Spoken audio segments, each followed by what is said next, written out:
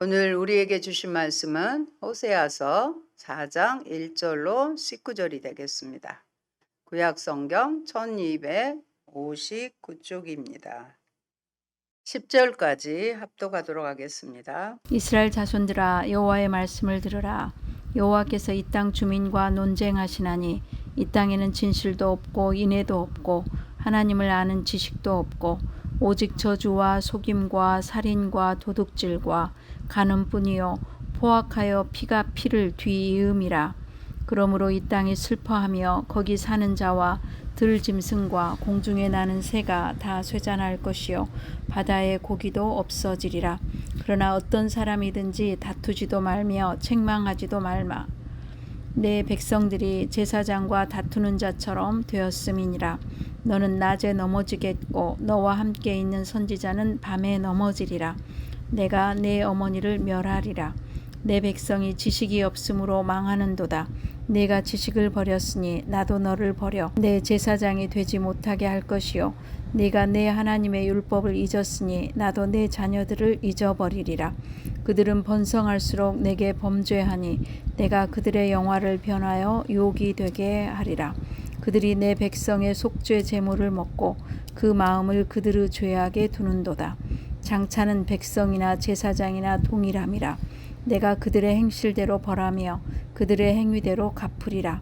그들이 먹어도 배부르지 아니하며 음행하여도 수요가 늘지 못하니 이는 여호와를 버리고 따르지 아니하였음이니라. 아멘. God is good all the time. 하나님은 언제나 실수하지 않으십니다. 오늘 우리에게 주신 말씀은 호세아서 4장 1절로 19절입니다. 설교의 제목은 하나님을 아는 지식도 없고 무엇도 없고 하는 탄식하는 하나님의 음성을 여러분 들으셔야 합니다. 하나님을 아는 지식도 없고 그래서 어떻게 할까요? 하나님을 힘써 알아야 되겠죠. 하나님을 힘써 알아야 하나님을 아는 지식을 알게 되고 말씀대로 하나님 기뻐하는 삶을 살게 되는 것입니다. 호세아서는 크게 두 부분으로 나누어집니다. 1장에서 3장은 호세아와 음란한 여인 고멜과의 결혼 생활에 빗대어 메시지를 전합니다. 선지자 호세아와 음란한 여인 고멜과의 결혼 생활을 통해 하나님의 백성인 이스라엘에 대한 하나님의 언약적인 사랑. 언약적인 사랑은 무조건적이고 변함없는 사랑이에요. 그런 사랑과 하나님의 사랑을 배반하고 온갖 죄악을 범함으로써 하나님을 실망시킨 북이스라엘 백성들의 패역을 대조시켜 상징적으로 묘사합니다. 특히 3장에서 고멜을 용서하는 호세아의 삶을 통해 결국 하나님께서 배은망덕한 이스라엘 백성들의 죄를 용서해 하시고 그들을 회복시켜 주실 것을 또한 상징적으로 보여줍니다. 나머지 4장에서 14장은 북이스라엘과 남유다의 죄와 심판의 메시지를 다룹니다. 그러나 선지자는 거기서 메시지를 멈추지 않고 심판 후에 하나님께서 주체가 되는 이스라엘의 회복이 있음을 선포합니다. 하나님은 심판만 하시는 분이 아니에요. 반드시 징계하고 심판하신 후에 회복의 역사가 있다는 것을 우리는 알고 있습니다. 북이스라엘은 죄를 짓고 망할 것이지만 남유다는 긍휼히 여김을 받을 것이며 언젠가 이스라엘과 남유다 모두 하나님의 백성으로 회복되어 약속의 땅에 거하게 될 것이라는 계획을 제시합니다. 호세아 4장은 총 9편의 설교 가운데 첫 번째 애언입니다. 하나님을 떠난 북이스라엘의 죄악을 9가지로 고발하며 죄로 인한 참혹한 결과, 죄를 지으면 행복한 게 아니라 참혹한 결과가 있는데 그것을 증거합니다.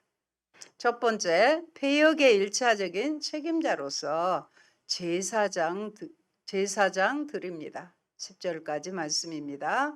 1절로 3절은 이스라엘의 죄와 심판을 한마디로 개괄적으로 선포합니다. 함께 읽겠습니다. 이스라엘 자손들아 여호와의 말씀을 들으라.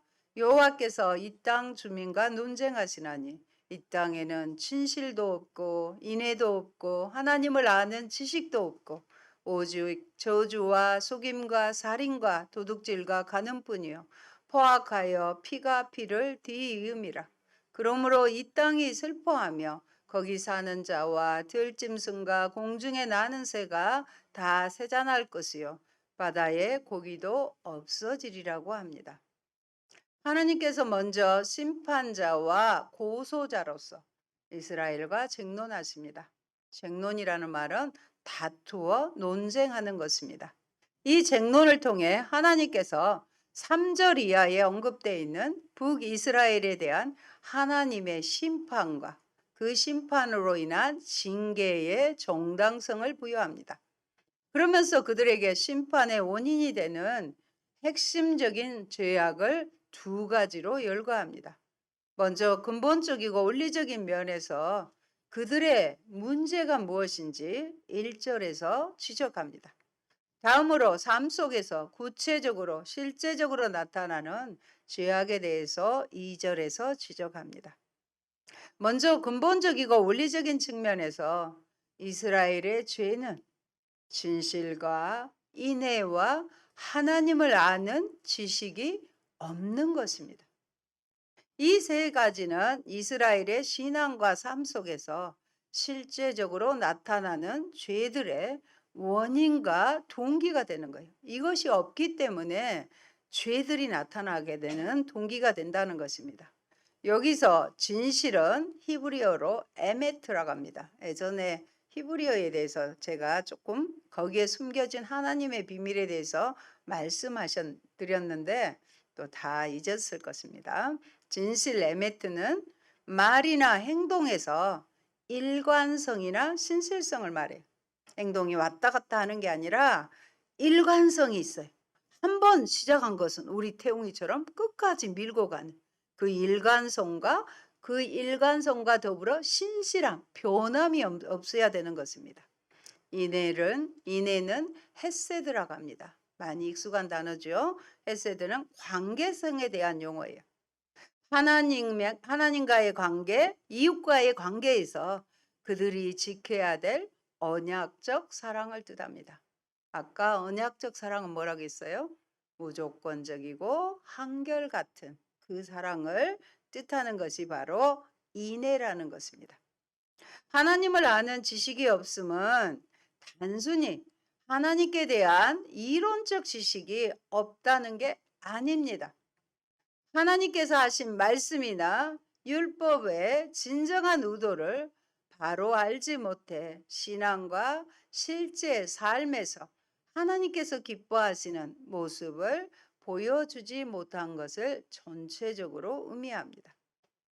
하나님을 아는 지식은 하나님 경외하지요.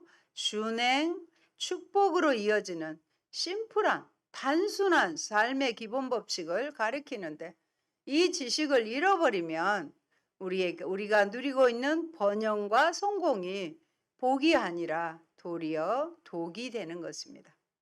그런 기본적인 죄악으로부터 좀 더 구체적인 죄악이 언급되고 있는데 그들은 하나님의 이름으로 다른 사람을 저주하고요.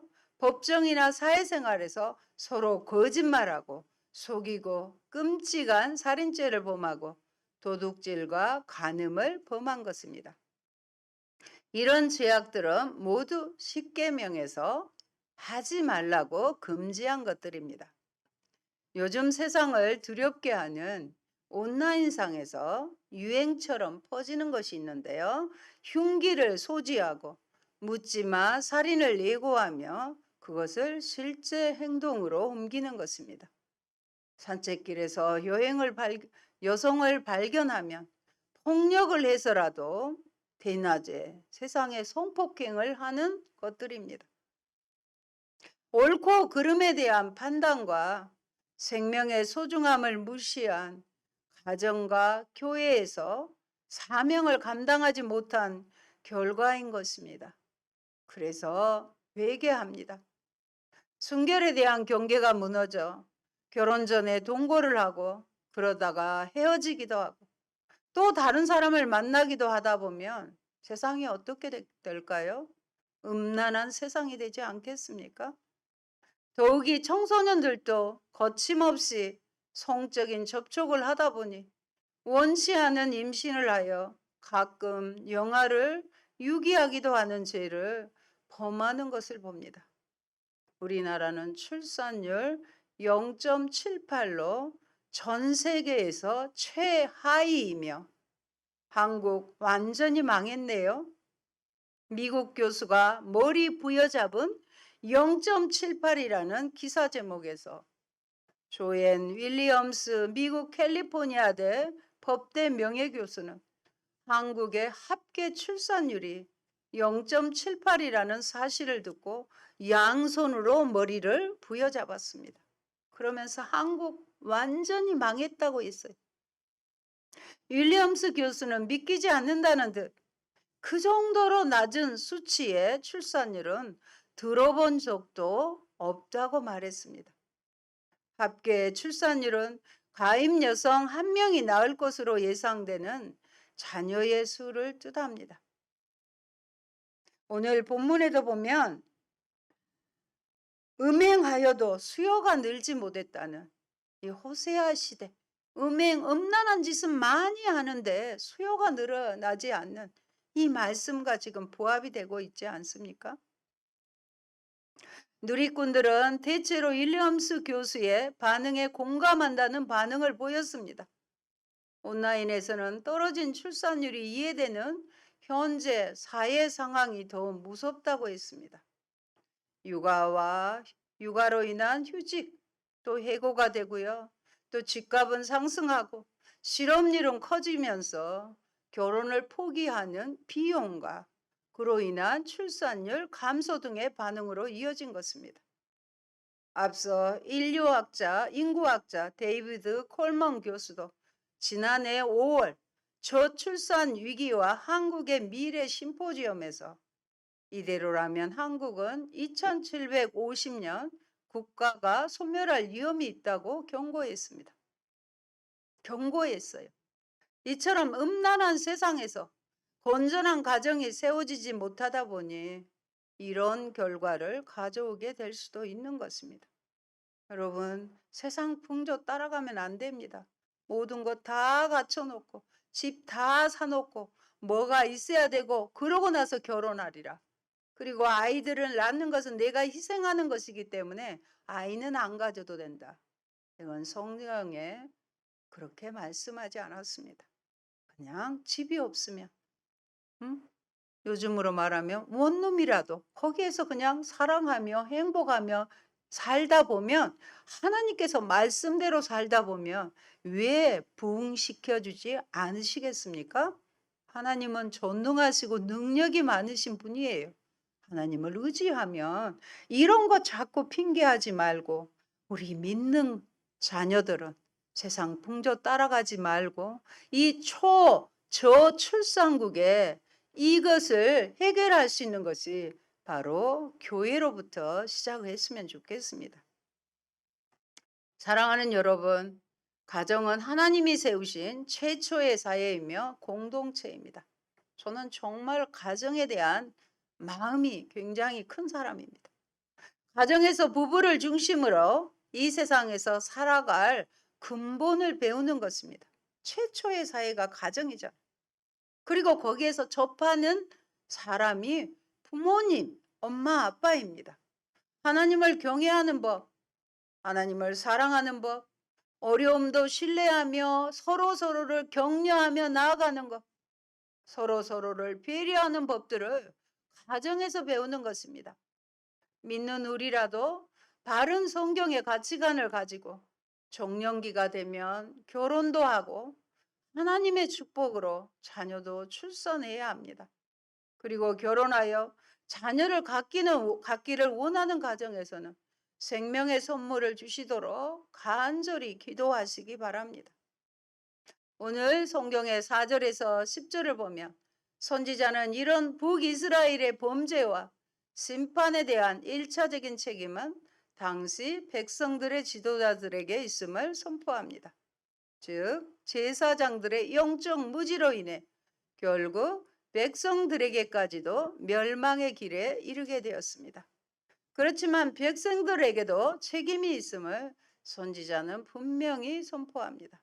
그래서 백성들과 제사장들에게 서로 다투지도 말고 책망하지 말라고 선포합니다. 한 걸음 더 나아가 선지자는 하나님께서 그들을 번성케 하셨으나 그들은 배은망덕했음을 지적하면서 그들의 핵심 죄악이 하나님을 아는 지식을 버렸고 잊어버렸기 때문이라고 말씀하십니다. 여로보암 시대는 이스라엘은 경제적으로 부유했지만 죄악은 편만했습니다. 6절로 7절 보면 내 백성이 지식이 없으므로 망하는도다. 내가 지식을 버렸으니 나도 너를 버려 내 제사장이 되지 못하게 할 것이요. 내가 내 하나님의 율법을 잊었으니 나도 내 자녀들을 잊어버리라. 얼마나 무섭습니까? 그들은 번성할수록 내게 범죄하니 내가 그들의 영화를 변하여 욕이 되게 하리라. 여러분, 지식은 하나님을 경외하는 지식을 가리킵니다. 하나님을 경외하는 자는 그 말씀대로 순종하며 준행함으로 땅에 아름다운 소사를 거두게 됩니다. 그러나 북이스라엘은 이와 정반대의 길로 걸어서 마침내 아수르의 칼에 삼키우는 비참한 운명에 놓이게 되었습니다. 이런 역사를 배우면서 우리에게 적용을 해야 하는 것입니다. 하나님이 보실 때 이스라엘의 문제는 지식이 없는 것이었습니다. 그리고 하나님의 지식을 버렸으므로 하나님은 이스라엘을 제사장이 되지 못하게 하셨습니다. 하나님은 이스라엘을 불러 제사장 나라가 되게 했잖아요. 근데 제사장이 되지 못하게 했어요. 하나님을 바르게 섬기려면 하나님에 대한 지식과 하나님의 말씀을 가져야 합니다. 하나님은 오늘날 우리에게 생명나무이시며 새 율법이신 예수 그리스도를 주셨습니다. 하나님은 우리에게 또 성령님을 보내어 주셔서 하나님의 말씀을 깨달아 알게 하시고 때마다 필요한 말씀을 주십니다. 둘째, 우상숭배의 죄를 범한 이스라엘입니다. 14절까지입니다. 하나님께 대한 지식의 교류로 인해 제사장들이 타락하고 백성들은 책임의식을 망각함으로써 하나님과 함께 다른 신들을, 하나님 없는 거 아니에요. 하나님과 함께 다른 신들을 섬기는 우상 숭배에 빠졌음을 알 수 있습니다. 11절 12절 같이 보실까요? 음행과 묵은 포도주와 새 포도주가 마음을 빼앗느니라. 내 백성이 나무에게 묻고 그 막대기는 그들에게 고하나니 이는 그들이 음란한 마음에 미혹되어 하나님을 버리고 음행하였음이니라. 이는 당시 이스라엘 백성들과 제사장들이 음행과 더불어 방탕하여 항상 술에 찌들어 있었음을 알 수 있습니다. 12절에 나무 막대기는 당시 수많은 사람들이 다산을 위해 섬기던 아세라 목상을 지칭합니다.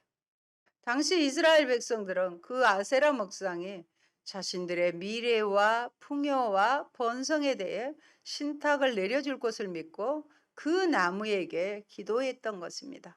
하나님보다 아세라 목상에게 기도했어요. 이처럼 이스라엘은 여호와를 아는 지식이 없으므로 우상을 숭배하였으며 하나님의 말씀을 버림으로 결과는 망하였습니다. 그뿐 아니라 영적 우상의 결과는 육적인 음행으로도 나타납니다. 어떻게요? 이스라엘의 며느리들은 간음하고 남자들은 신전 창기와 함께 나가고 음부와 함께 희생을 드렸습니다. 하나님을 버리고 우상을 숭배하는 영적인 음행은 언제나 육적인 간음으로 나가게 되어 있는 것입니다. 여러분, 로마서 1장에서 바울은 우상 숭배하는 사람들에게 하나님은 부끄러운 욕심 가운데 그들을 내어버려 두신다고 하셨습니다. 북이스라엘의 죄악은 예배를 안 드린 게 아니라 잘못 드린 것입니다. 오늘 우리도 예배를 드리고 있는데 하나님 보시기에 잘못 드리면 안 되는 것입니다. 하나님을 안 믿는 게 아니라 우상을 하나님으로 잘못 믿는 것입니다. 선지자는 하나님만을 섬겨야 할 백성들이 하나님을 배반한 결과로 윤리적으로 완전 타락해서 마치 동물과 같은 삶을 살았음을 책망합니다. 남유다에게 북이스라엘의 가증한 행위를 본받지 말 것과 그들과 교제하지 말 것을 명하고 있습니다.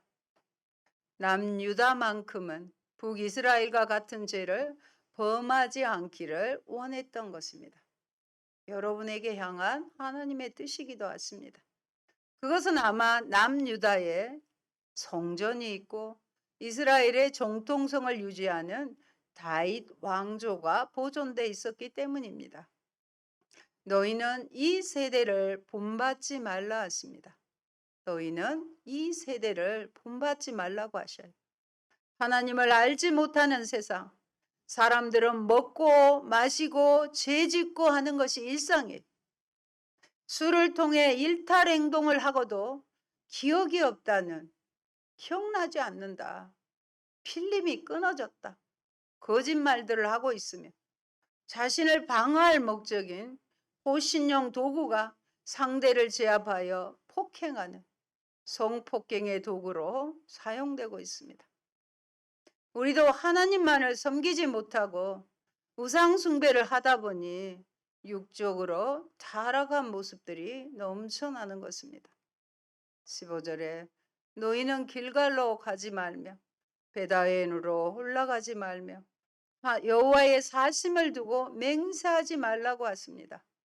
길갈과 베다웬은 한때 이스라엘의 성지였지만 결국 산당을 세우고 금송아지를 세운 우상숭배지의 본거지로 전락하고 말았습니다.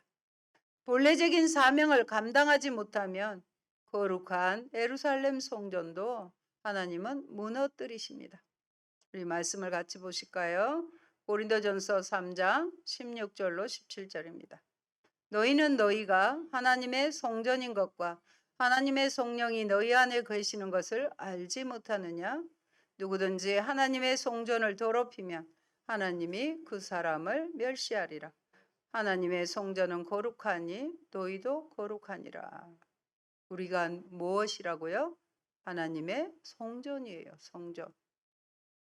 우리를 성령을 보내주셔서 하나님의 자녀로 삼으시고 성전 삼아 주셨는데 성전된 몸을 더럽히면 멸하신다고 하셨습니다. 하나님이 거룩하시듯 하나님의 성전된 우리도 거룩해야 합니다. 길갈은 이스라엘 백성들이 요단을 건넌 후 가나안으로 들어가기 전에 맨 처음을 진을 쳤던 곳입니다. 그곳에서 백성들은 모두 뭘 받았어요? 할례를 받았어요. 그리고 거기에서 유월절을 지키면서 새 출발을 서약했던 장소입니다. 그러므로 길갈은 이스라엘 백성에게 신앙적으로 매우 의미 있는 곳입니다.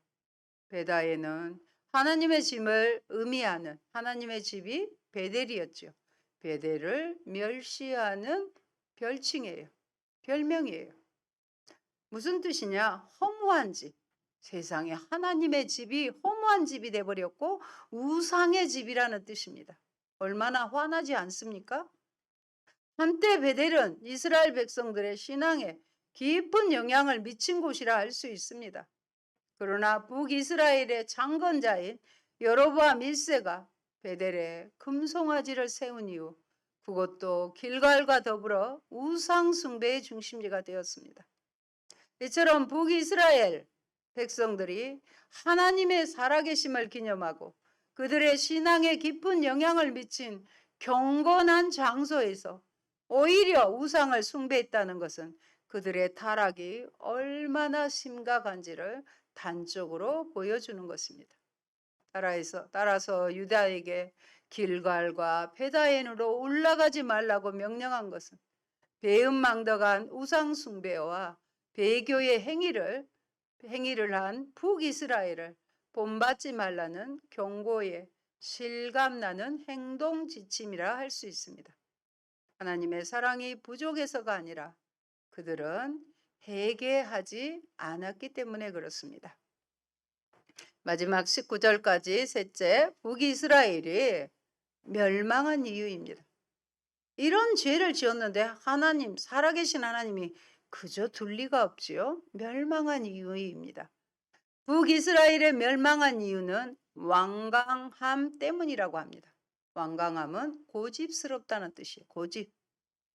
너무 심하게 고집을 피우는 거예요.